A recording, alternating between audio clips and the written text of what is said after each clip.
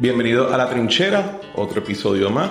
Yo soy Cristian Sobrino y hoy nos acompaña el distinguido, el ilustre, el aclamado licenciado Alfonso Orona, también conocido como Falfo y otros menesteres. Saludos cordiales.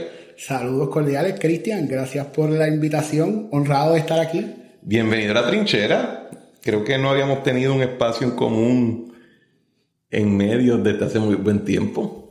Eso es así. Y tengo que, sin que esperar, no es porque estés aquí presente, pero... Ni que sea mi estudio. Entonces, me encanta mucho la propuesta, me gusta mucho lo que estás haciendo en este tipo de programa. Creo que este tipo de programa y este tipo de espacio hace falta.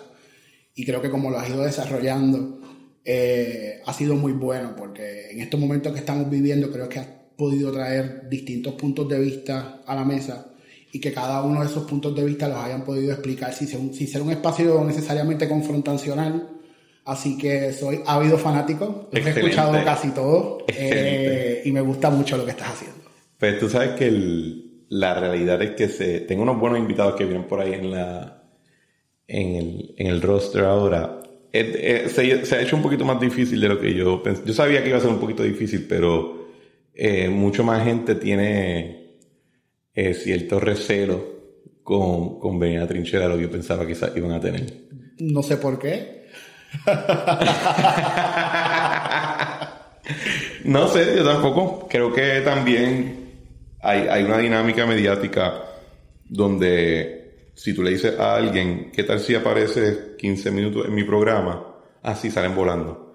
Al segundo que tú le dices, no, vamos a estar 1 o 2 horas hablando, se echan un poco para atrás. También está el elemento de que hay personas que todavía piensan que yo soy el hijo de Vladimir Putin en Puerto Rico, y pues todavía están teniendo dificultades con atender el hecho de que no soy hijo de Vladimir Putin ni cometí ningún genocidio ni hice chistes sobre eso.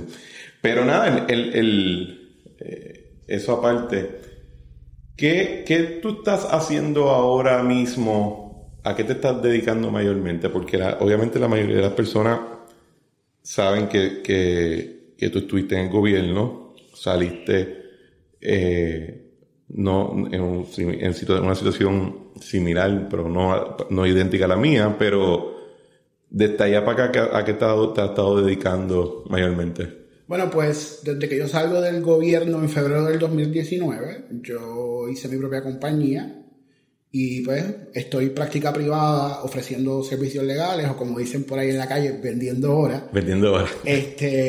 Pero sí, definitivamente siempre he atado de alguna manera u otra al gobierno, porque pues por mi experiencia, por mi hoja de vida, pues siempre hay gente que tiene contratos con el gobierno, ¿verdad? Siempre me buscan para ofrecer mis servicios en esa área. Así que estoy vendiéndole horas a gente que ofrece asesoría legal a distintas agencias del gobierno. Aunque yo directamente pues no tiene el contrato. No tengo contratación directa, pero sí vendo horas, ¿verdad? Distintos bufetes que sí tienen contratos gubernamentales. Y ellos tienen que decírselo al gobierno, ¿verdad? No es sí, por la baja. Definitivamente no. O sea, tienen que decírselo al gobierno. Lo único es que pues nada, yo prefiero hacerlo así. Creo que me da más libertad. Bueno, la mayoría de los abogados, o sea, la vasta mayoría de los abogados son empleados. No tienen su propia oficina, y eso es lo que hacen esencialmente. Tú vendes horas. A mí me ha sorprendido mucho el número de abogados que hoy en día cobran a base de cuántas horas facturan, cuánto se le cobra al cliente, así que no es nada fuera de órbita. Definitivamente es un reto, ¿verdad? Tener su propia compañía, específicamente cuando la carrera de Derecho está tan saturada. O sea, habemos muchos abogados en Puerto Rico, pero yo creo que a la misma hora, en lo que es el derecho, con el avance de la tecnología y que ya los abogados tenemos tantos recursos desde la computadora, yo creo que se está moviendo más a solo practitioners que lo que era la estructura de bufete. Creo que muchos de estos abogados, ¿verdad?, que están empezando, están prefiriendo o prefieren ser solo practitioners a encasillarse en la estructura de un bufete grande. Y vemos muchos casos. De hecho, yo trabajo con mucha gente que ahora mismo lo que hacen es vender horas y les va muy bien. O sea, sí, pero ¿cuál es el momento profesional de ellos ahora mismo? Bueno, yo conozco muchos que Están empezando. están empezando y tienen su propia Yo no recomendaría corporación. eso.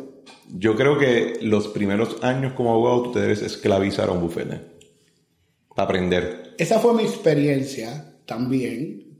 Y yo creo que fue el tiempo que yo estuve en Fielder González y Rodríguez, por un año, y fue una experiencia de aprendizaje tremenda. Yo tengo que decir que esa fue mi experiencia, así que en teoría tendría que estar de acuerdo contigo, en el sentido de que sí, yo vi el bufete, me expuse a la vida del bufete de la milla de oro, como dicen por ahí, fue una experiencia espectacular. Pero pues a mí siempre me llamó el servicio público, así que cuando tuve la oportunidad pues salté al servicio público, pero sí reconozco que estas nuevas generaciones están empezando como solo practitioners. Pero si no y no tienes, les va mal. Pero si no tienes, por ejemplo, en el derecho corporativo y transaccional, si tú no vas a un bufete, tú no vas a aprender cómo hacerlo adecuadamente. Esa es una práctica que es inherentemente corporativa. O sea, no puedes hacerla. Va a ser bien difícil que un banco o una institución financiera o una aseguradora te coja a ti como abogado para hacer trabajo corporativo o comercial contractual, no en la parte de litigio, sin que tú tengas ese pedigrí. Esa es y una vez lo tienes, es lo que yo siempre exhorto, una vez tú lo tienes, nadie te lo puede quitar. Y cuando las cosas están bien, pues chévere, todo el mundo está por su lado, pero cuando las cosas están malas, ese skill set o ese arsenal de capacidades que ha adquirido es una ventaja competitiva significativa comparado a lo que otras personas quizás van a tener. Yo estoy de acuerdo, y estoy de acuerdo en teoría con lo que tú estás diciendo, pero en la práctica, para bien o para mal, yo creo que la carrera de la abogacía en Puerto Rico se está moviendo a tener más bufetes boutique, más solo practitioners, más gente que venda ahora. De hecho, hay muchos bufetes medianos que en vez de contratar asociados, lo que hacen es que contratan off-counsel y y los off-counsel le venden oro. O sea, que se está moviendo un poquito más a eso. No sé qué va a pasar de aquí a 10, 15 años, pero en la medida yo pienso que en la medida que los abogados pues tenemos más acceso a la tecnología, que ya cada vez podemos operar una oficina sin necesariamente tener secretario, tener ese back office, ¿verdad?, que uno tenía en los bufetes. Pues yo creo que esta generación se está moviendo a solo practitioners. Creo que el derecho corporativo, estoy de acuerdo contigo en que puede ser la excepción por el andamiaje, ¿verdad? Y lo que tú tienes que tener para los casos de due diligence, los casos transaccionales, eso sí, pero en otras áreas del derecho como es el litigio, maybe asesoría legal en términos laborales, administrativos, que es el área donde yo me muevo ahora mismo, creo que se está moviendo más al solo practitioner. Y la razón que te haga un poquito el voir dire para codificarte Caramba. es porque hay un caso bien interesante que fue bastante público y que tú trabajaste muy de cerca, y el caso del condominio Sol y Playa en Rincón. Sí.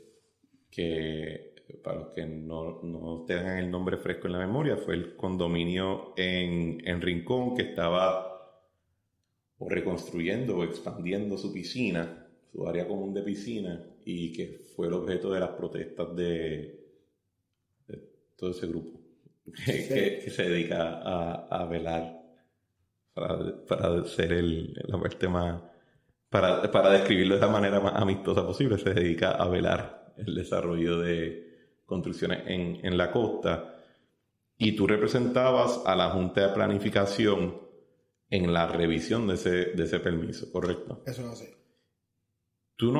Ahora que ya ha pasado un tiempo desde que se vio ese caso y que ya quizás hay un poquito más distancia, ¿qué fue lo que pasó en ese proyecto? Mira, y yo gracias por la oportunidad de explicar un poco el proceso y lo que sucedió allí. La realidad es que, contrario a la percepción, porque yo creo que aquí se convirtió en una cuestión de bandos, de si estás a favor o estás en contra. La posición de la Junta de Planificación nunca era si estaba a favor o estaba en contra. de lo que estaba ocurriendo allí. La posición de la Junta de Planificación y lo que hizo la Junta de Planificación fue auscultar si las construcciones que quería hacer el Consejo de Titulares del Condominio Sol y Playa se habían dado los permisos que requerían esas construcciones, se habían dado conforme a derecho. La Junta de Planificación hizo su auditoría, ¿verdad?, productos de varias querellas que habían relacionado con esas construcciones, y determinó, uno, que por el tipo de construcción que se estaba haciendo y por el terreno donde se iba a hacer la construcción, el permiso requería una serie de prerequisitos que son lo que conocen como una consulta de impacto ambiental, unas medidas de mitigación que no se hicieron.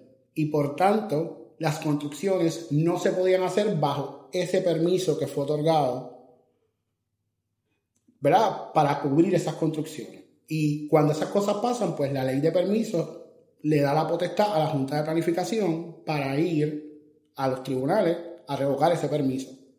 Ahora bien. O sea, si entiendo bien, ellos habían pedido un permiso, pero por alguna razón había sido descrito incorrectamente. Sí. Esa descripción llevó a que no se cumplieran con unos requisitos para que el permiso fuera válido. Y así que sí, pero si ellos sí describían el proyecto adecuadamente. No. Ahí se fue uno de los primeros errores que surgió de la auditoría que se hizo del permiso, es que ellos describieron el permiso como una reconstrucción. Y la realidad es que para que pueda clasificarse como una reconstrucción, tú tienes que construir sobre la huella existente, sobre lo que había ahí antes. Pero ¿cuál es el problema? El problema es que después del huracán María, la huella ya no existe. La huella ya no existe. La composición del terreno cambió. Lo que antes no era un terreno necesariamente de zona inundable o de área protegida, se convirtió, después del paso del huracán María, en un terreno donde no es que no se pueda construir, es que para construir tú tienes que hacer una serie de cosas y cumplir con una serie de requisitos antes de que se apruebe la construcción. Y en este caso, la Junta determinó, luego de una auditoría, que no se habían cumplido con los requisitos que exigía la ley para otorgar el tipo de permiso. Ya porque hubo una descripción inadecuada de las obras que se estaban haciendo allí, porque la realidad es que era una nueva construcción, por dos razones. Uno, no se estaba construyendo en la huella, y dos, no se estaba construyendo lo mismo que había anteriormente. Era otra cosa lo que se quería construir. Segundo, el ingeniero que certificó el proyecto certificó que no era necesario una declaración de impacto ambiental, y sí era necesaria una declaración de impacto ambiental por el tipo de terreno donde se pretendía construir. Y eso entre otras cosas. ¿Esa certificación fue por, su criterio profesional?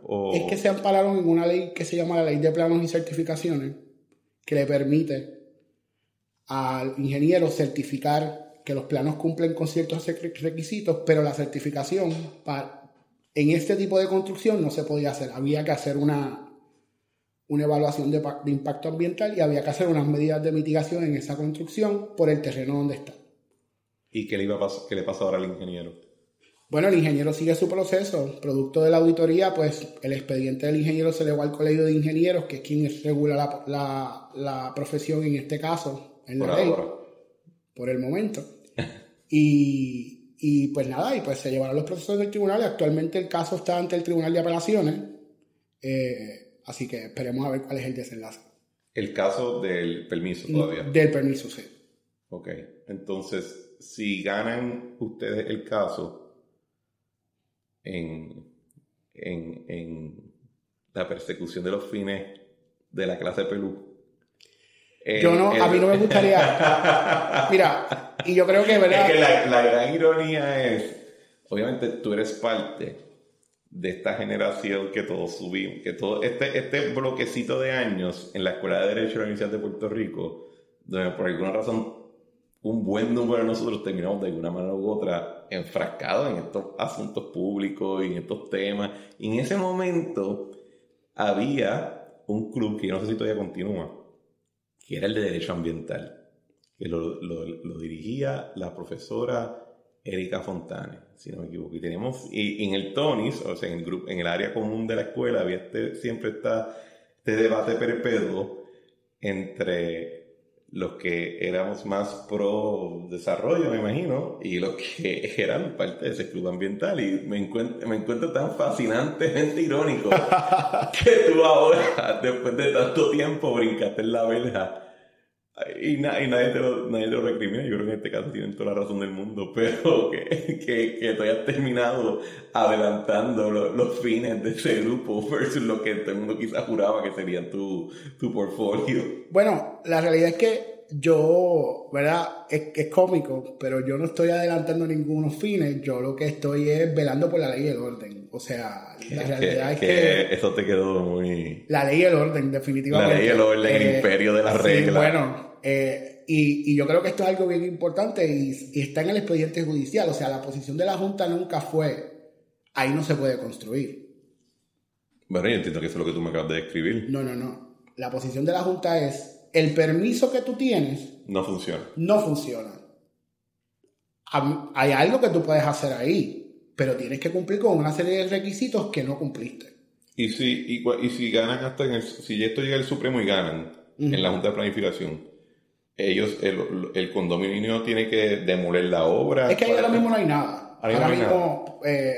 Ahora mismo lo que hay es una verja y hay arena, o sea que ellos no empezaron a construir por todo lo que pasó. Pero definitivamente, primero, ¿verdad? Paralelamente a esto, hay una acción de deslinde que se está llevando administrativamente en el Departamento de Recursos Naturales, y eso es importante, porque una vez se haga la acción de deslinde, verdaderamente vamos a saber cuál es la cabida de la finca, o sea, cómo termina y cuál va a ser el espacio donde ellos van a poder construir. Y después de ahí, pues ellos tienen que volver a solicitar el permiso, ¿verdad? Si salimos victoriosos en todo el proceso judicial que se está llevando, pues a los condóminos lo que le corresponde es solicitar un permiso para una construcción que esté a tono con el terreno que está ahí y lo que se pueda construir en virtud de la nueva composición del terreno de esa área, de donde está el edificio. ¿Y la auditoría que tú mencionaste, quién la hizo?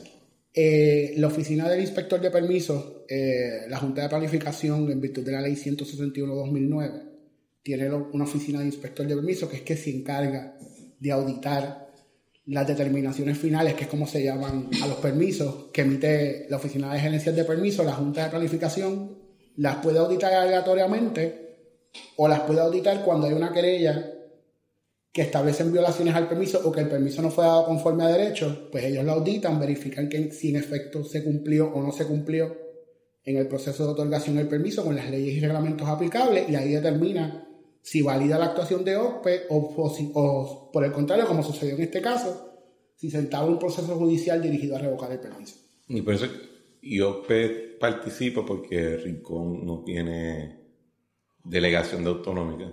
OCPE participa porque Rincón no tiene lo que le llaman la quinta jerarquía, que ahora son 3 jerarquías, pero comúnmente se conoce como la quinta jerarquía, que es que le delegan la potestad de otorgar permisos y de evaluar permisos o de auditar permisos que se otorgan dentro del municipio. Rincón no la tiene, o sea que se hace a nivel central todavía por la Oficina de Gerencia de Permisos. Así que está la Junta de Planificación. Sí.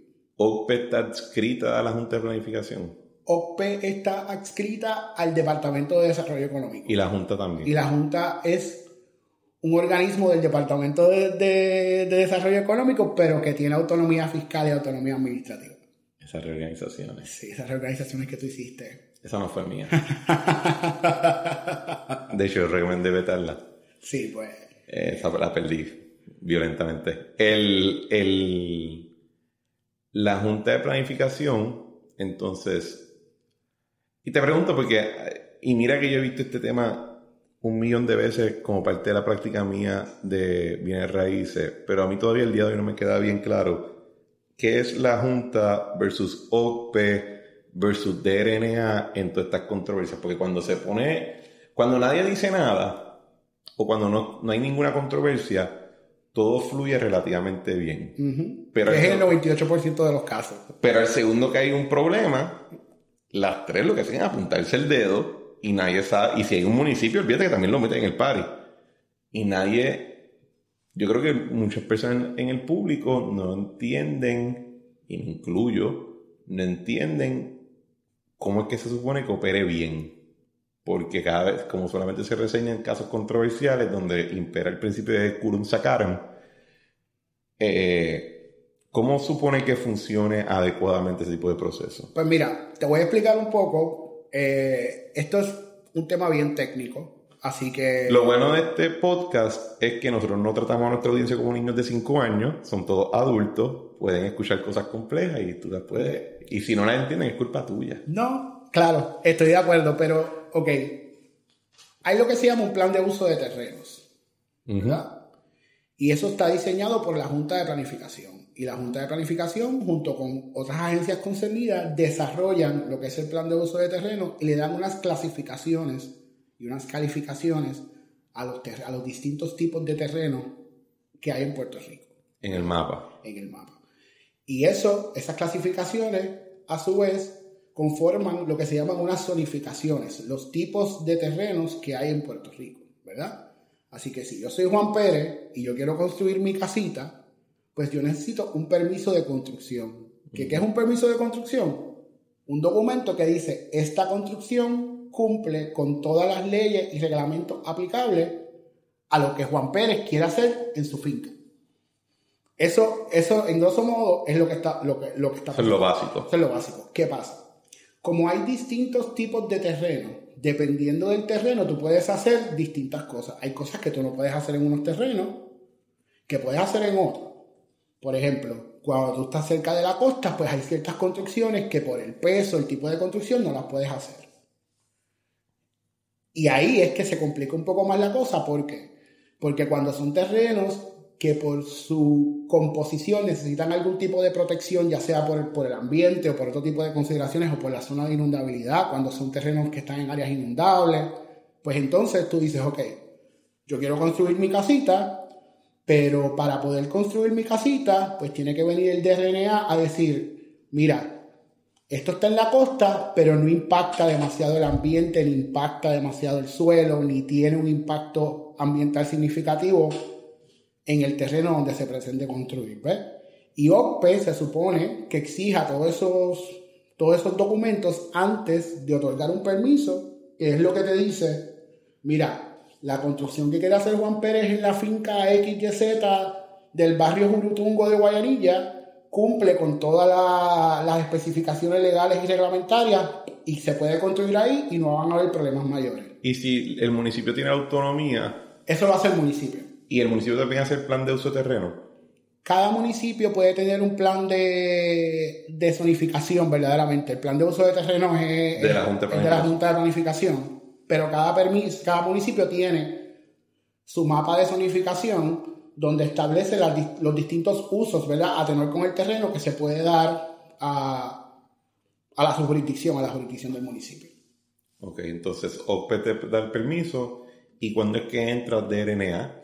DRNA siendo el Departamento de Recursos Naturales. Sí, DRNA entra cuando hay áreas protegidas, cuando hay zonificaciones, ¿verdad? Cuando son zonas costeras, cuando son áreas protegidas, por ejemplo, cuando se construyen las inmediaciones, por ponerte un ejemplo, del bosque modelo, en áreas donde hay unos ecosistemas que ya se ha determinado que se tienen que proteger. Ahora el corredor ecológico del noreste, por ejemplo, en ese tipo de zonas, cuando tú construyes en las inmediaciones o quieres hacer algo en ese tipo de zonas que están protegidas, pues el DRNA, como parte del proceso de permiso, te tiene que dar un endoso, te tiene que decir, mira, sí, tú puedes construir ahí o puedes construir esto, o lo puedes construir de esta manera. De lo contrario, DRNA nunca participa del... De lo contrario, DRNA nunca participa, pero sí hay... ¿Y cuándo hay que hacer el estudio de impacto ambiental? ¿Eso es aparte? El estudio de impacto ambiental depende de la zona donde estás construyendo y lo que tú quieres hacer. Eso va a depender del terreno donde vas a construir y lo que tú quieres hacer. ¿Y eso antes era en la Junta de Calidad Ambiental? Sí. Lo que pasa es que con la reorganización, pues ahora el endoso lo emite el DRNA.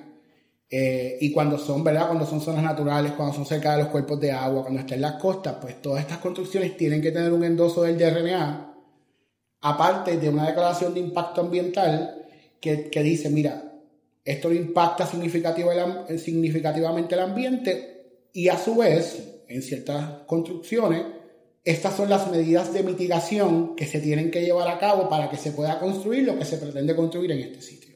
Ok. ¿Y cuál es la diferencia, por ejemplo, de lo que está pasando en Sol y Playa, en Rincón, y lo que ha estado ocurriendo en los últimos días en Salinas? Bueno, la diferencia fundamental es que pues en Sol y Playa, primero, había un permiso, o sea que el proceso es totalmente diferente, porque pues tú tienes que hacer una auditoría, los permisos tienen una presunción de validez, o sea, tienes que hacer un proceso administrativo antes de decidir si en efecto el permiso fue dado conforme a derecho o no. Y pues esos son dos expectativas, o sea, o dos situaciones totalmente diferentes. En Salinas, ¿verdad? Y de lo que puedo... De lo que sabemos. De lo que sabemos, pues lo que hay que... ¿Tú estás en ese caso? Bueno, lo que pasa es que ese caso como tal todavía no ha llegado nada ¿verdad? Y todavía yo sí, pues, se ha evaluado a grosso modo, pero en ese caso es que hay unas consideraciones especiales. Primero, Salinas sí tiene lo que se llama como la quinta jerarquía a través de un convenio de un consorcio para la otorgación de permisos que es Salinas, Calley, Coamo y Villalba, que esos 4 municipios se unieron e hicieron un consorcio y ellos se encargan de otorgar y de fiscalizar sus permisos. Así que de entrada... Para ese propósito ellos son un county, más o menos. Sería un consorcio, sí, un county, para los permisos. Entonces, pues, de entrada ellos son los que otorgan y fiscalizan permisos. O sea, que ahí no entra la OCPE ni entra la Junta de Planificación directamente, a menos que haya una querella relacionada ¿verdad? Con lo que está pasando allí. Pero como quiera, aunque haya una querella con lo que está pasando allí, quien lo fiscaliza es el consorcio, no es la Junta de Planificación, porque hay un acuerdo donde se le pasó esa potestad a ese consorcio, y de hecho el consorcio lo dirige el municipio de Salinas. Qué ironía. Sí, ¿no? Pero ese consorcio. Pero entonces, el caso de Salinas, lo primero que hay es que hay ausencia de permiso. No hay ningún permiso. O sea, según lo que estamos viendo, permiso para las construcciones que están haciendo, no. Ni para los muelles. Ni para los muelles, ¿verdad? De lo que se está viendo ahora. También, por donde está, eso es una reserva natural que fue declarada como reserva natural por el Cuerpo de Ingenieros y por el gobierno federal. Pero en Puerto Rico todavía no se había establecido un plan sobre cómo se iba a atender esa reserva natural a nivel local. Así que como eso es una reserva natural como quiera, aunque no se haya atendido a nivel local... Nunca iba a haber el permiso para poder Nunca iba a haber el permiso para poder construir, y ahí sí, porque como es una reserva, quien tiene jurisdicción inicial para expropiar y sacar a esa gente, si hay que sacarla, es DRNA. Y DRNA tiene que ir a donde, y por lo que yo vi que estaba explicando Tania Vázquez, que fue secretaria de Recursos Naturales cuando tú y yo estábamos en el gobierno, ella explicaba que cuando tienes que desahuciar a las personas, ellos no pueden hacerlo, porque el DRNA no tiene personalidad jurídica y tienen que entonces pasarle la papa al Departamento de Justicia. Exacto. Pero sí, por ejemplo, contrario a lo que podría hacer la Junta de Planificación lo que podría hacer en una situación como esta, si llegara, es solicitar que se revoque un permiso o solicitar una orden para que se demuelan las obras que estuvieron ilegalmente construidas. Pero quien verdaderamente tiene la jurisdicción para expropiar a la gente es el DRNA. O sea, quien puede llevar la acción es el DRNA, ya sea a través del Departamento de Justicia o que soliciten una dispensa y entonces se la aprueben. Y cuando te dan la dispensa, tú puedes contratar un bufete externo para que lleve el caso o hacerlo in-house, como el departamento entienda. Ok. Y entonces, volviendo al tema de la auditoría, y la razón que estoy preguntando esto es porque algo que yo me he dado cuenta y dentro de las 15 misiones que me he puesto para este podcast, una de ellas es que muchas veces en la discusión pública estamos dándole vueltas al revolú porque por múltiples razones se cubren los eventos cuando salen mal. Pero se hace bien poco para explicar cómo deberían ser las cosas cuando van bien. Y por eso es que te estoy haciendo todas estas preguntas, porque me gustaría que cuando terminemos de hablar y la audiencia escuche el episodio digan, ya entiendo cómo se supone. Esa oficina de inspección de permisos de la Junta de Planificación, que ellos hacen, ellos dicen, mira, tráeme 15 files, 15 archivos de esta área, vamos a ir uno por uno. O sea, yo voy al área de Rincón e Isabela, yo veo muchas construcciones que a mí, ¿verdad? Si yo pensaría que alguien va a auditarla, no dormiría tranquilo si yo viviera en esa casa. O sea, ¿qué van a hacer esa oficina de inspección? ¿Se hace la vista larga? ¿Qué es lo que está pasando? Porque claramente la parte de construcción fuera de la zona correcta es un asunto rampante, ¿verdad? Especialmente en esa área oeste. Pues te voy a explicar. Mira, la Junta de Planificación hace dos tipos de auditoría. Las aleatorias, que son las que, como tú muy bien dices, ellos establecen una guía y ellos establecen un proceso de auditar aleatoriamente las determinaciones finales que emite OSPE, o sea, los permisos que emite OSPE. Y eso es un proceso que se establece en la ley. Es como un plan de auditoría. Una guía de auditoría se llama. Una guía de auditoría que establece la ley para manejar ese proceso aleatorio, ¿verdad? Y ahí la Junta tiene unos términos. Y para esas aleatorias, pues se supone que todas esas auditorías se lleven a cabo dentro de los 90 días después de que la OSPE emite el permiso. Pero ¿qué pasa? ¿Qué es lo que pasa en Rincón? Si yo vengo o la Junta motu propio hace una inspección y determina que hay posibilidad de que el permiso no se haya dado conforme a derecho, o si viene un ciudadano y presenta una querella y dice, mira, este permiso no se dio conforme a derecho, pues entonces ahí eso pasa también a un proceso de auditoría. ¿Por qué? Porque las determinaciones de OSPE tienen una presunción de corrección y como único yo puedo empezar un proceso de revocación de un permiso después de esos 90 días es haciendo una auditoría y que esa auditoría determine, que hubo unas fallas en la otorgación del permiso, que esas fallas no son subsanables porque la auditoría puede decir, mira, se falló en esto, pero se puede corregir. Pero para yo revocar un permiso tiene que haber una auditoría, que esa auditoría determine unas fallas o un incumplimiento con las leyes y reglamentos aplicables y que ese incumplimiento no es subsanable y recomendar que se comience el proceso para la revocación del permiso. O sea que, como expliqué, hay dos instancias donde la Junta hace auditoría de los permisos de la OSPE. La aleatoria, o cuando de una querella surge que puede haber base para determinar que el permiso no fue otorgado conforme a derecho. Okay. Y eso fue la segunda, fue lo que ocurrió en Rincón. ¿Y qué detiene a Mariana Nogales y a María de Lourdes Santiago de ponerse unas fatigas militares y andar por todas estas urbanizaciones o todas estas propiedades construidas en la zona marítimo terrestre, etcétera? Y hacer como el Gifi de Hugo Chávez, decirle, exprópiese, elimínese este lugar. O sea, bueno. ¿Cuál es el obstáculo? Where do we draw the line? Me imagino que es lo que estás preguntando. O sea, ¿hasta dónde tiramos la raya? Bueno, porque también hay áreas y hay áreas. Yo creo que hay algunas que si tú me dices, mira, estas familias llevan viviendo aquí 50 años, pues no me gustaría que políticos empiecen a jorobar con sus vidas, pero hay otra gente, quizás yo me pongo el uniforme y camino con ellos también, ¿verdad? Porque todo depende, y esa es la pregunta, porque... Lo que pasa es que yo creo que y por eso es que uno tiene que tener cuidado cómo atiende este tema, porque yo sé por donde tú, ¿verdad? Por donde tú vas, pero aún en estas familias que llevan generaciones, la ley establece un proceso que se llama el proceso de variación. De variación, que es que tú dices, ok, esto se supone que tenga uso A, pero yo le quiero dar un uso B. Ok. Y, ¿verdad? Y la ley establece que en esos casos, pues, se pueda dar variaciones, ¿verdad? Eso sigue su proceso administrativo, pero que se puedan dar variaciones que le permitan a esa persona legalizar las obras que quizás están en una zona donde de entrada no se podía construir o hacer lo que se estaba haciendo allí, pero por el hecho de que llevan 50, 80 años, pues hay que variar el uso del terreno.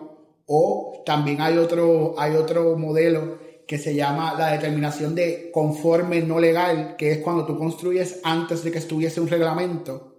Okay. Pues entonces tú dices, mira, pues quizás esto no está conforme a lo que establece la ley. Digo, no es legal según el estado actual, pero se conforma como legal porque fue hecho antes de que estuviesen las leyes y los reglamentos que rigen hoy día. Pero, ¿verdad? Pues cada una de esas cosas sigue su proceso. Lo que sí yo quiero, ¿verdad?, dejar claro es que, contrario a lo que la gente piensa, la mayoría de los proyectos grandes son los que más cumplen. Son los que cumplen. ¿Por qué? Tienen los abogados y porque dependen de un financiamiento que, si eso no está estrictamente conforme a derecho, los bancos no prestan dinero para realizar estas obras de construcción grandes, ¿verdad? O sea, cerca de zonas que son más controversiales, por no mencionar nadie específico, pero la mayoría de los proyectos grandes en Puerto Rico sí cumplen, porque tienen el abogado, hacen su due diligence y dependen de un financiamiento que los bancos tienen sus abogados que hacen due diligence también. Así que hay muchas variables que esa gente tiene que controlar, que cuando se van a auditar este tipo de permisos, pues probablemente cumplen con todo lo que les requería la ley para hacer las construcciones que están haciendo. Donde sí, es como tú dices, donde sí puede presentar algo un poquito más retante o un obstáculo mayor son con estas personas que llevan 80 años viviendo ahí y de momento o cambia la composición del terreno porque pasa, como pasó después del huracán María, o no cumplen con los requisitos legales y reglamentarios para tener sus construcciones allí, pero también la ley le da unos mecanismos a esa gente para que conformen las construcciones de ser posible. Ok. Y es cierto que tú describes, todos los bufetes corporativos tienen una división de derecho ambiental, y cuando trabajábamos, yo me acuerdo en los dos bufetes que yo trabajaba, cuando se hablaba de un proyecto grande de desarrollo, los que hacíamos el financiamiento corporativo y los que hacíamos la parte de bienes raíces, llegaba un momento donde todo el mundo decía, hablámonos de ambiental, y entonces los de ambiental del bufete del banco, los de ambiental del bufete del desarrollador y los de ambiental muchas veces del gobierno, porque el gobierno típicamente era alrededor del Fondo de Desarrollo Turístico o el que sea, tenía también su propio bufete. En un conference metían a todos los abogados ambientales, que todos son por naturaleza raritos, y ellos te hablaban, y cuando todo el mundo miraba así como si fuera el oráculo de Delfos, y decía, ¿todo bien? Y decían, sí, está bien, te vamos a escribir las cuestiones. Y, ok, tremendo. Y así continuaba. Pero mi preocupación no es tanto por ello. Lo cogiste bien por donde yo iba, que era que sí hay muchas familias que están afectados o tienen propiedades por mucho tiempo, por muchas décadas. Y cuando yo vi lo de Sol y Playa, no me preocupó mucho porque es un condominio y eso, pues, tienen que hacer lo que tienen que hacer. Pero sí me preocupé por esas propiedades en toda esa área del oeste, que mucha gente allí son personas gente bien tranquila, tienen fuerte arraigo a la comunidad. Y entonces, ¿cómo eso va a empezar a jugar con este precedente que solamente lo estamos mirando en el contexto de un condominio? Y no estamos pensando quizás en esas comunidades. Sí, pero hay mecanismos. Sea, yo creo que hay mecanismos, y yo pienso que la situación del condominio Sol y Playa fue una situación muy particular. O sea... Es raro, eso no es algo que se estaba viendo mucho, de que el huracán María cambió. No, eso sí se estaba viendo, pero la realidad es que es algo bien específico en el sentido de que se cometieron una serie de errores que normalmente, ¿verdad?, en este tipo de proyectos no se cometen. O sea, okay.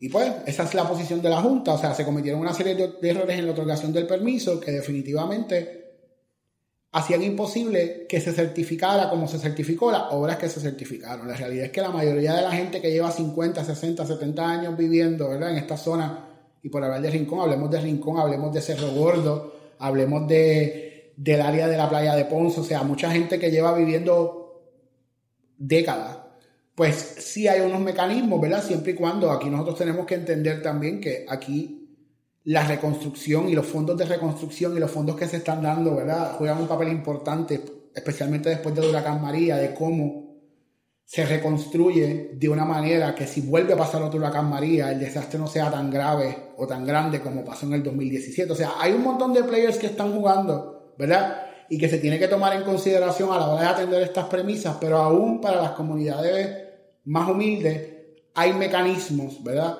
para que se puedan conformar las construcciones. Y lo importante del caso es que estos mecanismos se utilicen, porque la realidad es que lo que estamos garantizando es que si viene un terremoto, si viene un huracán, la destrucción sea la menor posible. O sea, y que esa gente no se quede sin su casa y no se quede, o sea, que no hayan, y que haya menos muertes y que la gente tenga la oportunidad de tener residencias que resistan el embate de los desastres naturales. O sea, eso es lo que se busca, eso es lo que busca la Junta de Planificación. La Junta de Planificación no busca sacar a su gente de su casa ni demoler estructuras. Lo que busca es que todo esté lo más conforme posible a las leyes y los reglamentos dentro de la situación, ¿verdad?, y la geográfica que tiene Puerto Rico. Okay. Cambiando un poco el tema, tú fuiste asesor legal general de Fortaleza por 2 años. Por 2 años y un mes, sí. Y también, antes de eso, habías trabajado en esa misma oficina. Sí, por 2 años. Ahí sí estuve 2 años y 2 meses. Ok, primera pregunta. ¿Tú conocías a Kevin, el de Luma? Caramba, había escuchado de él. Estoy molestándote. No, pero es que no, o sea, lo que quiero saber es si él leía mucho Canto General de Pablo Neruda durante sus horas laborables. Mira, yo no tuve la oportunidad de trabajar directamente con él. Sé que trabajaba para el Departamento de Desarrollo Económico bajo la administración de Luis Fortuño. Pero él estuvo en Fortaleza en legal en un momento. Sí, pero fue antes de yo llegar. Ah, ok. O sea, yo entré... ¿Tú estabas en Filler todavía? Yo estaba en Filler, sí. Yo entré al gobierno en noviembre del 2010. Ok. O sea, que ya había habido varios cambios. ¿Ya Marco había llegado para esa época? Sí, ya Marco estaba. Así que eso era durante su periodo de limpieza profunda. Durante la época de Marco, del gran Marco Rodríguez Ema. Yo tengo que traer a Marco. Sí, definitivamente va a ser un podcast bien interesante. Yo no sé si él diría que sí, pero tengo que traerlo. Definitivamente, ¿verdad? Yo creo que uno esté de acuerdo o no con lo que piensa Marco Rodríguez Ema. Yo creo que él fue un gran servidor público y tiene mucho que contar y mucho que aportar. Sí, yo no sé espero que nadie lo coja esto mal, pero en mi opinión es el último gran secretario de la gobernación. El último secretario el último secretario de la gobernación de verdad, sin ánimos de ofender a nadie. Sí, porque creo que todos los que han venido después, sin excepción, nunca han tenido el agarre que él tenía sobre lo que pasaba y no pasaba en Fortaleza. Era de verdad que tenía una gerencia bien consolidada, y en todo lo que hemos visto después, pues claramente eso no es el caso, ¿verdad? Hay fragmentación y no es por la falta de nadie en particular, es que los gobernadores, tú has visto que no quieren ese nivel, o sea, no quieren el secretario de gobernación que actúa como primer ministro. Quieren el chief of staff del grupo de Fortaleza, pero que no se meten en algunas cosas, pero con Marco era universal, por lo menos es la apariencia que yo tenía. Pero de hecho, ahora cuando la gente ve en retrospección, aún los más férreos opositores de lo que proponía la administración Fortuño reconocen el liderato de Marcos Rodríguez Ema, aunque no estén de acuerdo, ¿verdad? Sí. Con lo que se llevó a cabo en esa administración. Reconocen que Marco sabía llevar el timón y sabía dirigir el barco hacia los objetivos que tenía la administración de Luis Fortuño. Así que en ese caso definitivamente sería bueno que lo tengas aquí. Sí, lo tengo que traer y también para acá el cuento de cómo construyeron el Museo de Arte en la época de Rosselló. Ese cuento está espectacular. Pero a lo que iba, de verdad no te estaba preguntando por Kevin, simplemente era un chiste. No podemos dejar que un chiste nevado arruine un podcast hermoso. Qué poético. Claro.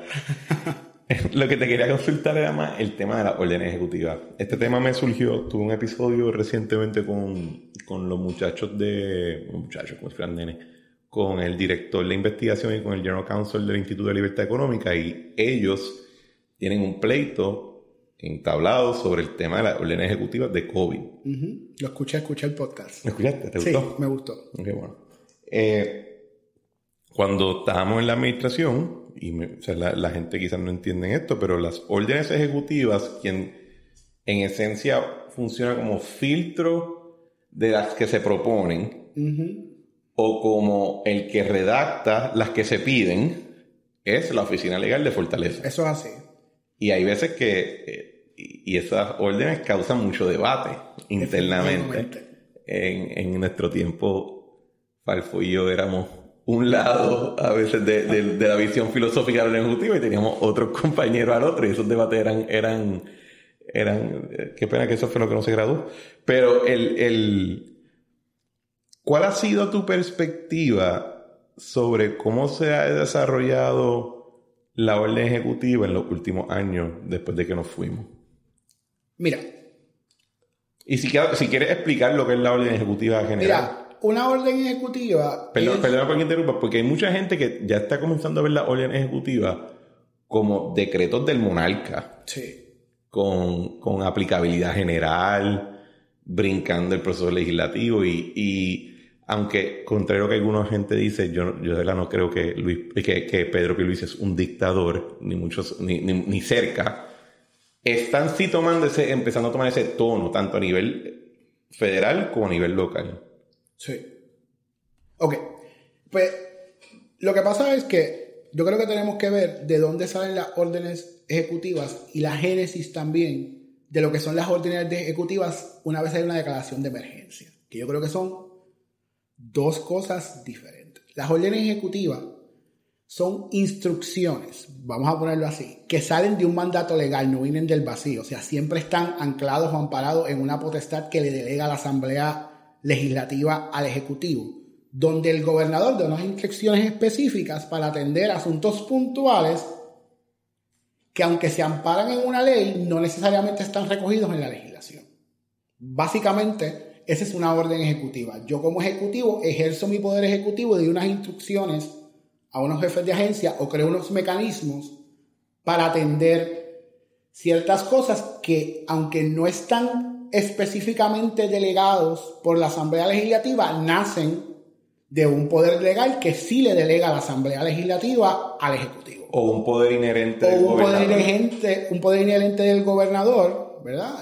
La oficina del gobernador, de hecho, la oficina del gobernador es un cúmulo de leyes, no tiene una ley orgánica. Uh-huh. Y ahí, pues, hay mucho vacío. Y, pues, ¿cómo se llena ese vacío? Con las órdenes ejecutivas. Okay. ¿Verdad? Y así hay que verlo. Siempre nace de un poder o de una potestad, como tú muy bien dices, que nace de la Constitución, que nace del Código Político, que nace de una ley especial o que nace de una ley general que la Asamblea Legislativa de alguna forma u otra le delega al gobernador. O sea, decir que nacen del vacío, pues yo creo que eso es un error. Y definitivamente con orden ejecutiva se han hecho muchas cosas buenas para el gobierno de Puerto Rico y para la gente, que si quizás se hubiese esperado una legislación que atendiera el tema de manera específica, pues hubiese pasado más tiempo y te permite actuar de forma más rápida. Las órdenes ejecutivas de emergencia, que yo creo que ese es el inicio de todos estos pleitos que ha pasado, viene de una delegación que le hace la Asamblea Legislativa al gobernador, específicamente está recogida en la Ley 20 del 2017, que crea la de Seguridad Pública. El Departamento de Seguridad Pública. Que esa sección viene de la Ley de Manejo de Emergencia. De la Ley de Manejo de Emergencia, de lo que era la Agencia Estatal para el Manejo de Emergencias, que con la Ley 20 se convierte en el Negociado Estatal de Manejo de Emergencia.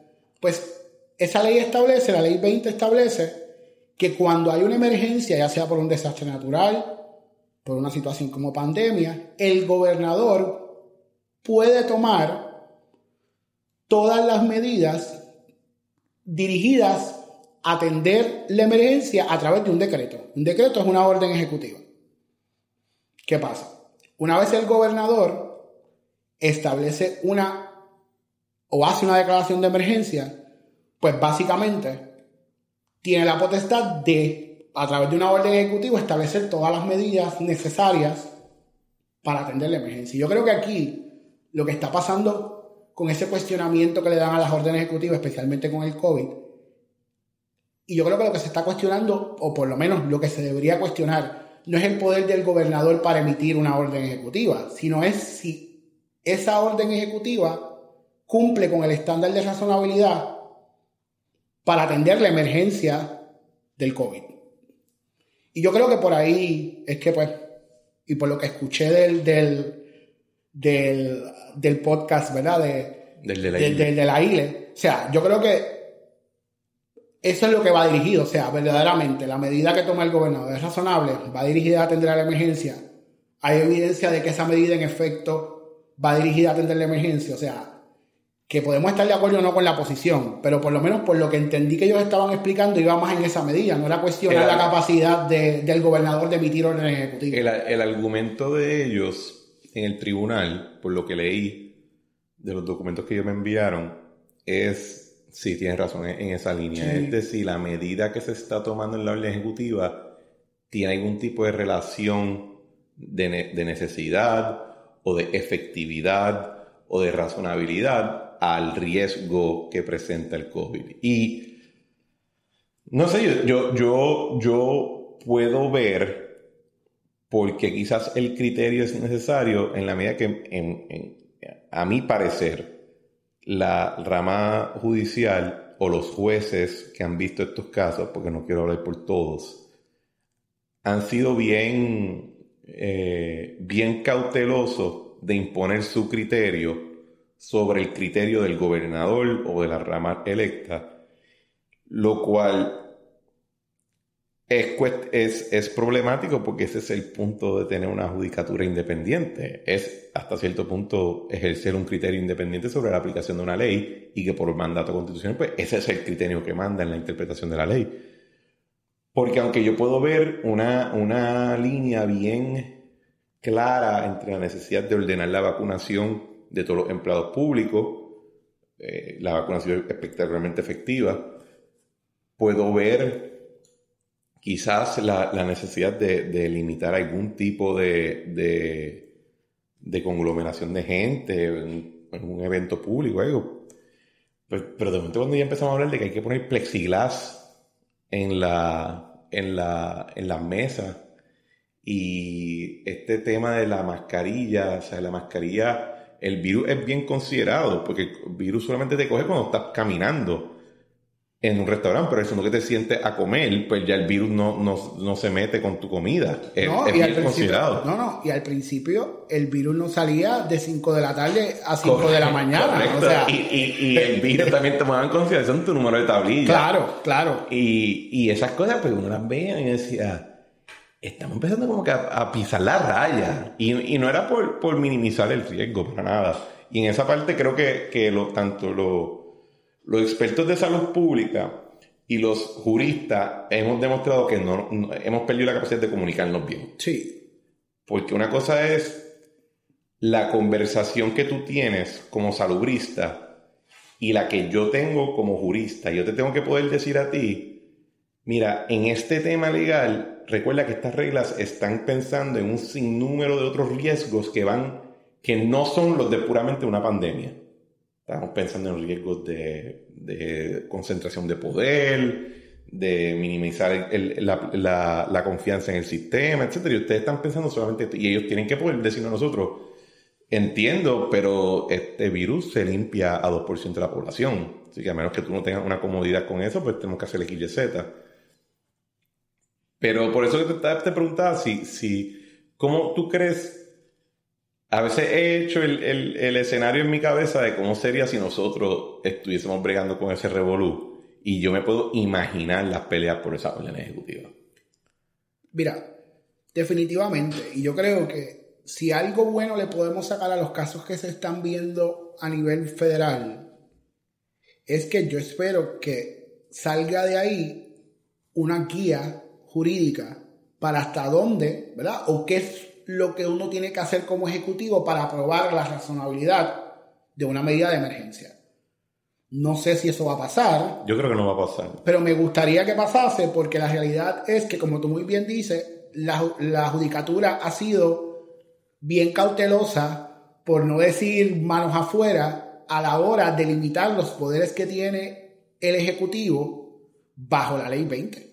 O bajo las leyes de emergencia. O sea, ¿qué puede hacer cuando se declara una emergencia? O sea, definitivamente hay muy poca jurisprudencia que te determina hasta dónde el Ejecutivo puede llegar y qué está pasando la raya y cuál es el estándar para considerar lo que es razonable o no dentro de una declaración de emergencia o dentro de la emergencia y qué es razonable para atender la emergencia o no. O sea que definitivamente es un tema que sería bueno que la judicatura se expresara y que la rama judicial se expresara sobre hasta dónde puede llegar el Ejecutivo, qué es lo que se considera razonable, qué no. Y a lo mejor validan todas las acciones del Ejecutivo en estos momentos.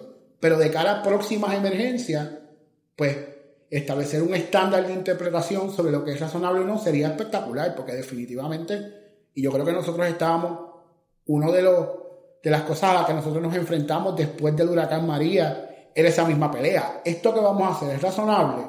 ¿A quién va dirigido? ¿A quién atiende? ¿Qué resuelve? ¿Qué es lo que queremos con esta orden ejecutiva? Y definitivamente la judicatura sí puede dar un poquito de guía sobre cuáles son los estándares de razonabilidad en las órdenes ejecutivas de emergencia, que en verdad son las que crean controversia, porque la mayoría de las órdenes ejecutivas, aquí se hacen 100 órdenes ejecutivas al año.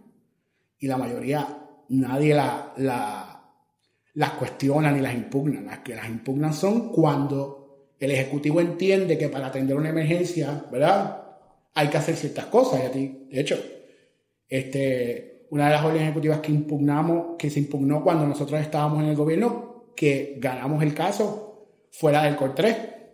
Sí, me acuerdo de eso. ¿Eso se llegó a impugnar? Se llegó a impugnar y gracias a Dios, porque modestia aparte, estaba muy bien hecha la orden ejecutiva. La redactamos los dos. Pues, como era un departamento creado bajo la APP, era una oficina de la APP, sí. Y la ley daba esa flexibilidad para que se crearan oficinas, pues la Corte determinó que la actuación del Ejecutivo estaba enmarcada dentro de los parámetros que le establecía la ley de APP. Aunque muy recientemente he estado cuestionándome si... Eso es tema de otro podcast. Eso es otro podcast. Anyway, la otra que también yo me acuerdo que trabajamos juntos fue la de poner en sindicatura la autoridad. No, esa la trabajaste tú. Tú y yo trabajamos la que era poner en sindicatura la junta de retiro de la autoridad, porque no querían dar la información de la auditoría de su plan de pensiones. Sí. Y se necesitaba para los estados financieros auditados. Exactamente. Y esa la ganamos también. Pero también hay un debate con la orden ejecutiva, y es que a veces se proponen, y cuando uno dice, mira, es que legalmente no funcionan por X, Y, Z, alguien sale y dice, es que lo importante es que la gente sepa que el gobernador está con el pueblo. Y ahí es que entonces, por eso es que yo digo que debemos preocuparnos, porque ese tipo de pensamiento que es puramente político, ¿verdad?, que no entra en la parte del imperio de la ley, que debería, o sea, no es el factor determinante, pero es bien importante. En una emergencia es que se puede poner bien problemático. Sí, de hecho, yo creo que en la emergencia es donde verdaderamente hay que ser más juicioso a la hora de emitir órdenes ejecutivas. Por el impacto que crean y porque...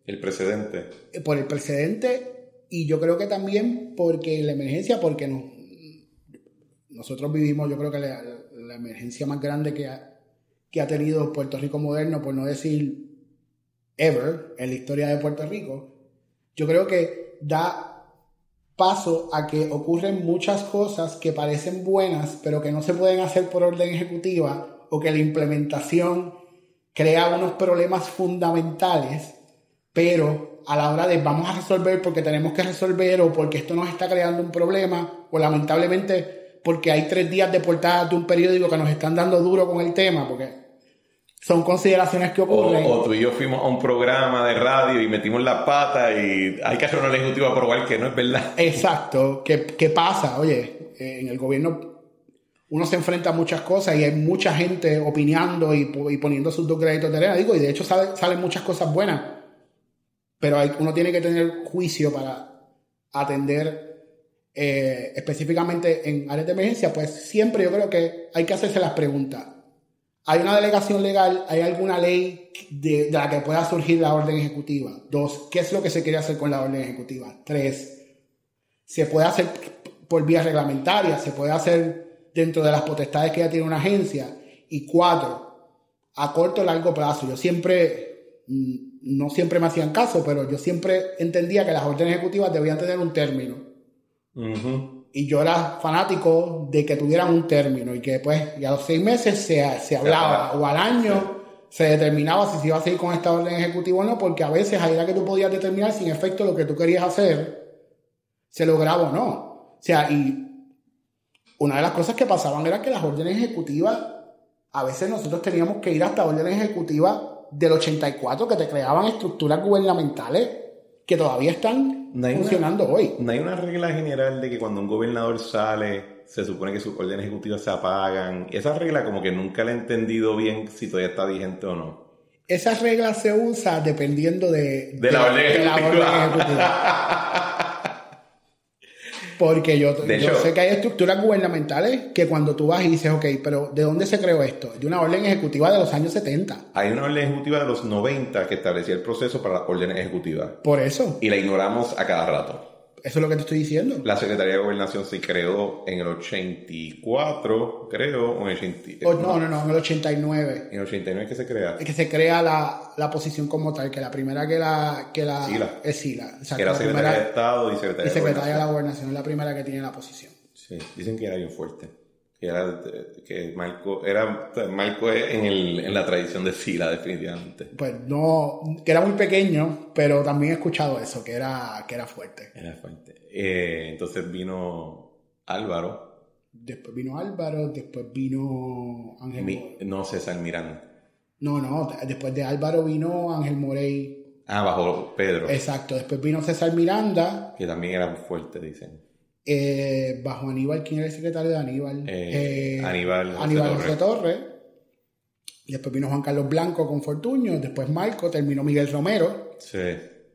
Y entonces después... Hay un libro de los Chief of Staffs del presidente que se llama Gatekeeper. Uh-huh. Bien bueno, lo recomiendo. Y tiene un documental que lo acompaña. Y sería interesante ver la versión criolla de esa figura. Ahora mismo así que tú estás enfocándote mayormente ahora en temas administrativos. Sí, temas administrativos gubernamentales, hago un poquito de derecho laboral, que fue lo que más yo me preparé, y litigio. ¿Litigio? Sí. ¿Qué tipo de litigio? Estoy haciendo un poquito de todo, daños, litigios comerciales también, pero mayormente daños, incumplimientos de contratos, cosas así. ¿Y estás volviendo al debate público o...? Bueno, yo digo que tengo mi hora de desahogo todos los jueves a la 1 de la tarde. Estoy en la mirilla con Luis Dávila Colón. Okay. Pero más allá los viernes. Pero más... pues mira, pues somos compañeros covacheros y mirilleros. Pero más allá de eso, estoy bastante retirado del ambiente político. ¿Piensas volver? No lo sé. No sabes. Yo sé que si vuelvo, no va a ser bajo los mismos términos y condiciones de antes. Bueno, estoy hablando en términos de política, no estoy hablando de servicio público. No, yo también estoy hablando en términos de política. ¿Qué te interesaría? ¿Qué serían esos parámetros? Pues yo obviamente, yo creo que del 2013 al 2016 yo puse un alto en mi vida por una campaña política. Sí. Y eso no lo voy a volver a hacer. O sea, a mí me encanta desarrollar estrategias, me encanta, ¿verdad? Ese tipo crisis management, a mí me encanta. O sea, era una de las cosas que más yo disfrutaba de la campaña política, pero yo creo que en mi aventura por trabajar en campañas políticas, pues en esa campaña yo hacía de todo, y quizás en esta nueva, si decido hacerlo, me enfocaría en unas cositas más puntuales y no ser tan overreaching. Yo creo que tampoco ya tendríamos la energía que teníamos en esos años. Sí, definitivamente. O sea, yo creo que, fueron unos 4 años interesantísimos. Fue la campaña de Ricardo Rosselló en la primaria y después la general. Sí. Yo disfruté mucho, pero no sé si lo volvería a hacer. ¿Y servicio público? Ahí yo creo que necesito más tiempo. Todavía No está ni en el panorama. no está en el panorama. No. ¿Pero a ti te gustó? A mí me encantó el servicio público. Yo pienso que es una experiencia enriquecedora. Es una tremenda escuela. Yo creo que aprendes mucho. Pero también uno se lleva muchas desilusiones y pues no sé si... Vamos, yo se lo recomiendo a todo el mundo que si tiene la oportunidad lo haga. O sea, es una oportunidad que nadie debería dejar pasar porque uno aprende mucho.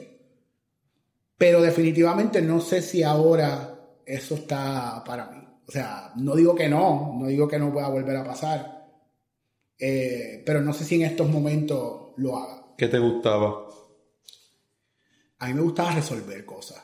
Era una de las cosas que más satisfacción me daba. Resolver. La realidad es que yo creo que eso era lo más rewarding que había. Que cuando tú veías algo en la prensa, se resolvió esto, y aunque no te daban el crédito, tú decir, eso lo trabajé yo, o esa satisfacción a mí me llenaba todos los días y era lo que me hacía ir a trabajar. Y cuando tú dices que se aprende mucho, ¿tú crees que eso, lo que se aprende todavía es transferible a una vida post-servicio público? Porque yo pienso que no es tan transferible. Yo pienso que tú tienes... Sí, lo mejor que quizás un profesional podría hacer es primero cortarse los dientes en el sector privado, aprender bastante y entonces pues, dar su tour of duty y quizás después volver a lo que ya había establecido. Porque creo que la dinámica política en estos tiempos en particular quizás puede cambiar. Pero una vez tú entras en esa guardia pretoriana de servidores públicos de confianza y de carrera, se hace bien difícil tú transferir ese sistema fuera de allí. Pues mira... No sé si me estoy explicando. Sí, creo que te estás explicando, pero discrepo. Sí reconozco que quizás, en mi caso, ¿verdad? Uno viéndolo, yo creo que hindsight is 2020. Quizás yo hubiese debido haber estado más tiempo en el ámbito privado antes de entrar de lleno al servicio público, estar varios años. Pero la realidad es que estar en el servicio público te da una visión más completa de cómo funcionan las cosas. Y yo creo que cuando tú transfieres eso a nivel privado, tienes un entendimiento más... no quiero usar la palabra holístico, pero es la palabra que cae en estos momentos, holístico, de cómo funcionan las cosas. Y yo creo que para los clientes que tú tienes después es más fácil tú dar una asesoría completa porque sabes, ¿verdad? Cosas que no controla tu cliente, de cómo se mueve el gobierno. Y yo creo que eso es un elemento en el Puerto Rico que vivimos, donde el gobierno, para bien o para mal, intercede, interviene o influye en todo lo que se hace aquí. Pues tener esa visión de cómo funciona como un todo, pues yo creo que sí se transfiere y sí es transferible a la práctica privada y nosotros que proveemos asesoría, yo creo que sí. Que puede ser que dependiendo de lo que hagas en el gobierno, pues quizás no tengas la experiencia que yo tuve o que tú tuviste, pero nosotros tuvimos la oportunidad de ver todo el gobierno y atender todo el gobierno. Y yo pienso... Bueno, yo no sé por ti, pero yo soy más sabio ahora de lo que era en el 2017. Definitivamente. Pues, y yo creo que eso tiene que ver en parte a lo que vimos y lo que nos enfrentamos en el gobierno. Sí. Lo que me pregunto más es que, como la mayoría de las personas no van a probablemente ocupar los puestos que nosotros ocupamos, y eso simplemente por una cuestión... Sí, porque son pocos, o sea, son pocos los puestos y vamos. Y son pocas las personas que se van a meter en el revolú de la campaña que hicimos nosotros, o que les va a tener interés, o que va a tener la preparación, etcétera. Si para el resto del público en general es algo que uno le recomendaría. ¿Sí? Imagínate que no vas a ser el asesor legal general de Fortaleza, o no vas a ser el agente fiscal del gobierno de Puerto Rico, ¿cuál? ¿Vale la pena tú con esos años para entrar a un puesto de confianza en una agencia o un puesto de asesor menor en Fortaleza? ¿Tú crees que vale la pena? Es una opinión poco popular, pero yo pienso que sí.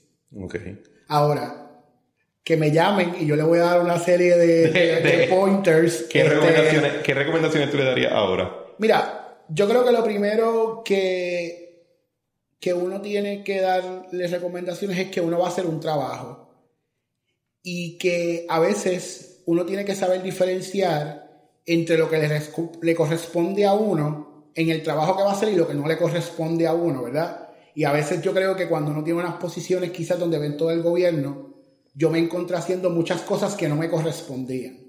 Y yo creo que uno tiene que tener claro también y aprender a decir que no. Y decir, mira, esto lo debe hacer esta persona, no yo. Uh-huh. Porque uno también, por ese afán de resolver, a veces dice, yo lo trabajo. Y entonces terminas haciendo 1000 cosas y pocas o menos de las que se supone que sea a lo que tú viniste a hacer, ¿verdad? Y yo no sé si a ti te pasó, pero a mí me pasó. Y yo creo que... yo era un poquito mejor en decir que no que tú. Claro. Ya yo tenía suficiente revolución que tenía que bregar y cuando me pedían algo que estaba fuera de eso, decía, no hay break. Exacto.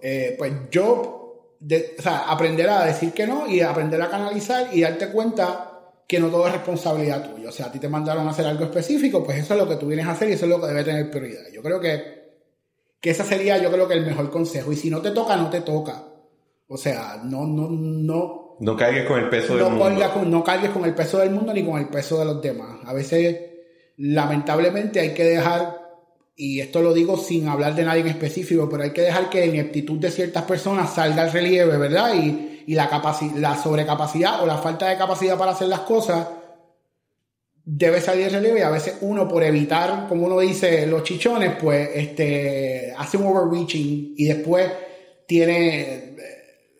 Yo creo que el problema es que cuando uno está con el arroz blanco, pues también es objeto de mucho ataque y de mucha crítica y de mucho señalamiento porque uno está envuelto en todo. Y yo pienso que eso es uno de los uno tiene que enfocarse en lo que va a hacer y no ser sobreexpansivo, por más que quiera y por más que uno esté lleno de buenas intenciones.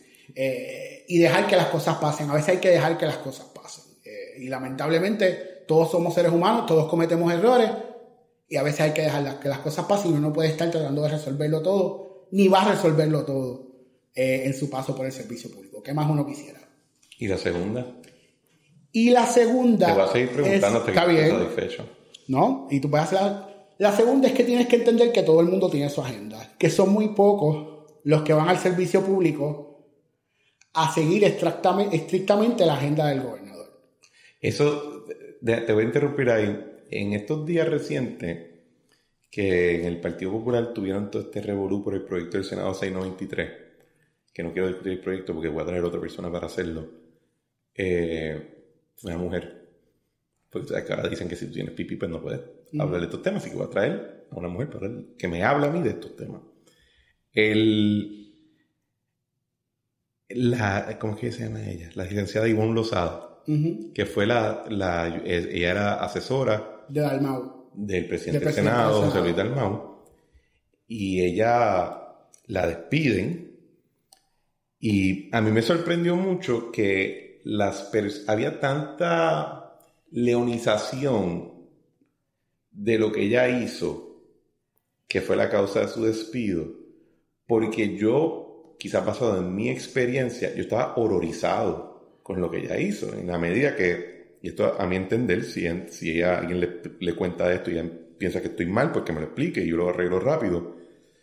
Yo entiendo que cuando ella estaba totalmente en contra de ese proyecto y de que José Luis Dalmau, como presidente del Senado, presidente del partido, lo apoyara, y por lo cual ella no solamente manifestó su repudio públicamente, sino que organizó en privado personas que le montaran resistencia a su jefe. Y yo estaba horrorizado porque yo decía, espera, es que amiga, tú quizás puedes tener toda la razón del mundo, pero él es el que fue electo y tú trabajas para él y para su agenda. Y el día que tú no puedas bregar con eso, tú tienes todo el derecho del mundo de renunciar e irte de forma callada, porque al final del día tú no puedes entrar a esa posición y no tener un nivel de lealtad a la agenda o deferencia al público que lo eligió. ¿Verdad? Porque ellos no son monarca hereditario, ellos son electos por gente y tienen que tener cierto nivel de deferencia a ellos y a su agenda. pero para muchas personas la leonizan. Porque tenemos, yo creo, en nuestra sociedad, post los 1960, glorificamos esta figura de la resistencia. Tú tienes que ser el eterno revolucionario, que está cool por un periodo de tiempo pequeño, pero tú no puedes edificar una sociedad, instituciones valiosas sobre estar constantemente tirándolas por el piso. Y yo tuve esa... Y yo creo que en parte eso es lo que tú te refieres, de que no todo el mundo entra con la agenda del gobernador o del funcionario que estén sirviendo. A eso mismo voy. Y yo creo que eso es una lección que uno tiene que llevarse muy dentro, que es que cuando uno va en una posición de confianza, uno va a hacer herramienta para mover la agenda del candidato electo. Y tú tienes dos opciones. O haces esa agenda tuya y buscas la manera de hacerlo, o eres un conscious objector, y lo voy a decir así, dentro del círculo cerrado del gobernador, y por lo menos llevas tú dentro del gobernador o dentro del senador, pues llevas tu mensaje de que tú no estás de acuerdo con X o Y cosa, pero no necesariamente te vuelves un opositor público a lo que está pasando, pero también si tu compás moral no te permite continuar la agenda de la persona con la que tú estás trabajando, pues tienes que irte. Es lo que tú estás diciendo. O sea, tú no puedes, desde una posición de confianza, atropellar la agenda del candidato electo, porque ese es el candidato electo. Y que no puedes tratar toda discrepancia como si es la resistencia a Mussolini. Exacto, por eso. Hay veces que simplemente estás en desacuerdo y se acabó. Por eso. Y yo creo que una de las cosas que más a mí me desilusionó del servicio público es que yo podía estar en contra de algo que estaba pasando, uno podía expresar su objeción a lo que estaba pasando, pero siempre y cuando estuviese dentro del marco legal, ¿verdad? Y dentro de lo que podía hacer un gobernador, un jefe de agencia, pues ¿quién era yo para boicotear, para obstaculizar, para liquear a la prensa, porque lo voy a hablar tan claro, lo que estaba pasando, sencillamente porque yo no estaba de acuerdo? Pues cuando tú llegas a ese nivel, pues entonces tú no puedes ser servidor público. Porque el servicio público es un todo, es más grande que tú, es más grande que yo, es más grande que todo el mundo. Y hay cosas con las que tú vas a estar de acuerdo y hay cosas con las que no. Y siempre estén dentro del marco legal o dentro de lo que el funcionario puede hacer. Si esa es la agenda del Ejecutivo, si esa es la agenda del Legislativo, pues el pueblo le pasa la factura. Pero tú, como servidor público, tienes que desvincularte un poco de lo que tú piensas que está bien y sencillamente atender con lo que tú estás dispuesto a trabajar, y con lo que no estás dispuesto a trabajar, voice your opinion y decir, mira, yo con eso porque no estoy de acuerdo, pero es bien diferente a tú montar agendas paralelas al Ejecutivo, montar agendas paralelas al Legislativo desde una posición de confianza que no todo el mundo tiene, que te da acceso a unas cosas y que tú la estás usando para beneficio tuyo, no para beneficio de la agenda con la que tú te supone que estés trabajando. Yo creo que eso es importantísimo saberlo. Yo pienso que eso fue una de las desilusiones más grandes que yo me llevé del servicio público. Pues tú dices por lo que veías con otros colegas. Por lo que veía con otros colegas, exacto. Y yo creo que esa fue una de las desilusiones más grandes que yo me llevé del servicio público, porque la realidad es que hay mucha gente, no digo que sea la mayoría, pero hay mucha gente que va exclusivamente a atender su propia agenda. Y ahí es que se crean los problemas. Y especialmente mientras más alto sea el rango de la persona o la jerarquía. Sí, y fíjate, en eso yo con el tiempo he aprendido a darle más crédito a Ricardo cuando todos los días había una mesa de debate. Sí. Y todo el mundo tenía la oportunidad de decir lo que pensaba. Al final del día, pues llegaba un momento donde él un día hablaba con uno, le daba la mesa y decía, el gobernador soy yo, y pues tú sigues para adelante. Pero en el otro lado del consejo, el otro lado de la moneda de ese consejo es que si tú eres de los jefes de agencia o si tú eres el gobernador, tienes que dar ese due process, tienes que dar esa mesa abierta para que la gente por lo menos se saque del sistema su opinión y su recomendación, para que después no haya queja de que simplemente tú no escuchas, que es también la vieja confiable cuando están... Sí, pero ahí es que yo creo que hay una fina línea, porque yo estoy a favor del debate y como tú muy bien dices, independientemente de tomar nuestra recomendación o no, en muchas cosas, ¿verdad? muchos issues que causaron controversia, donde quizás estábamos de acuerdo o no con una decisión o con una política pública o con una iniciativa que se estaba llevando a cabo dentro del Ejecutivo. Yo nunca salía de la oficina a decir, no me hicieron caso, pues yo voy a ver cómo torpedeo esto, o yo voy a ver cómo esto no pasa. Pues si esa fue la decisión que se tomó, esa es la decisión que se tomó. Y si para mí me daba mucho trabajo, pues yo sabía que ahí estaba la puerta y que me podía ir y que no tenía que estar... sí, tú no estabas amarrado a esa silla. Yo no estaba amarrado a esa silla. Y nadie que está en el servicio público, específicamente en los puestos de confianza, está amarrado a esa silla. Así que si la agenda de tu jefe y tú estás en un puesto de confianza no va a tono con la tuya, al punto que tú no puedas trabajar, pues esa posición no es para ti. Pero ¿qué pasa? Mucha gente llega, se amarra a la silla, no quiere perder el chequecito de los 15 o los 30, y perdonen que sea tan crudo con lo que estoy diciendo, pero es así, no quiere perder su chequecito de los 15 o los 30, pero se dedica a torpedear, a boicotear y a hacer obstáculos en lo que es la agenda del Ejecutivo o la agenda del Legislativo. Y eso no puede ser. Eso no puede ser. Y yo creo que independientemente uno esté a favor o en contra de distintas administraciones, yo creo que uno tiene que ir para el mismo lado. Que al pueblo le guste o no, pues eso lo deciden las elecciones. Pero tú como servidor público, tú como un puesto de confianza, no puedes utilizar otros mecanismos para torpedear algo que no te gusta. Y eso pasaba mucho. ¿Qué otra recomendación tendría? Yo creo que esas tres son buenas, son recomendaciones buenas. Pero específicamente lo de la agenda. Yo creo que, y eso se resuelve fácil. Cada vez que alguien venga con una idea, cada vez que tú veas una pelea entre jefes de agencia, retírate y pregúntate ¿por qué esta persona está recomendando esto? ¿Y por qué aquella persona está recomendando esto? Y la pregunta por dónde iba. ¿Ustedes discutieron esto con el gobernador? ¿Qué dijo el gobernador? ¿O qué dijo el senador? ¿O qué dijo el jefe de agencia? Porque no pasa solamente... La gente piensa que solamente pasa con el gobernador. Pasa dentro de las agencias. Pasa en la Asamblea Legislativa también.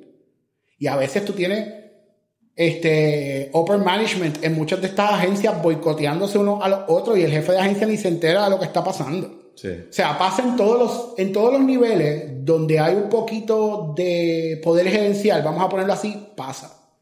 Y la pregunta que todo asesor que tenga la oportunidad o todo funcionario que tenga la oportunidad de ver el gobierno completo es siempre pregúntate por qué. Última pregunta. ¿Todavía puedes ver West Wing? Me da trabajo. Y es mi serie favorita, pero me da trabajo. Especialmente recientemente. Me da mucho trabajo. Es mi serie favorita, creo que es una de las mejores series.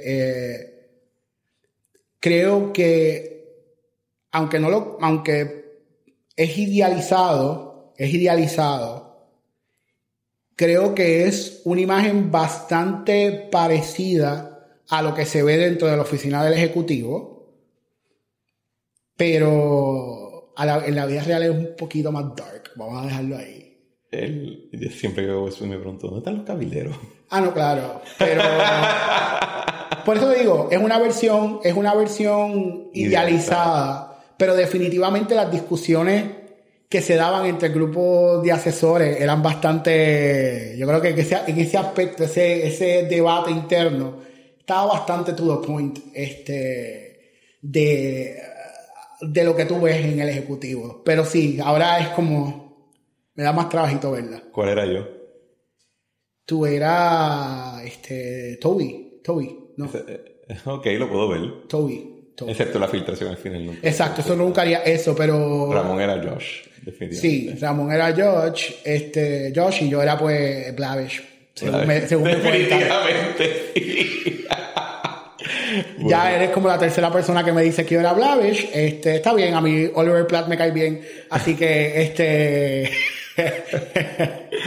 Bueno, Fifo, gracias mil por venir a la trinchera. ¿Algún closing remark antes de irnos al cierre? Nada, agradecerte la invitación. Es la primera entrevista a fondo que me hacen. Yo estuve como en 18 medios plus en mi paso por el servicio público, pero nunca me habían hecho una entrevista así que te agradezco y te deseo el mayor de los éxitos. ¿Te sorprendería que por ejemplo, yo tuve a Joan Esa fue la primera entrevista a fondo que ya le habían hecho en más de un año. Nunca se habían hecho. Y lo mismo con Eva. Yo estoy bien sorprendido con los pocos espacios de entrevista que hay para personas bastante... Y por eso es que tu propuesta es buena, porque yo creo que tu propuesta le da la oportunidad a gente que piensa igual o distinto a ti, a que expongan de una manera que no se vea que lo están juzgando o de una manera que no sea ni trivial, ni superficial, ni confrontativa, que puedan hablar en confianza, más allá de que estén de acuerdo o no con lo que tú piensas, o más allá de que tengan la misma visión de lo que debe pasar en Puerto Rico. Y por eso yo te agradezco lo que estás haciendo y creo que ojalá haya más podcasts como el tuyo, más proyectos como el tuyo. No muchos más. Está bien. Solamente el mío, y que la gente solamente venga a este y solamente escuchen este. Está bien, pues está bien. Ok, perfecto con eso. Bueno, gracias Falfo y a toda nuestra audiencia. Esto ha sido otro episodio del podcast La Trinchera. Por favor, lo comparten con sus amigos y con sus enemigos también.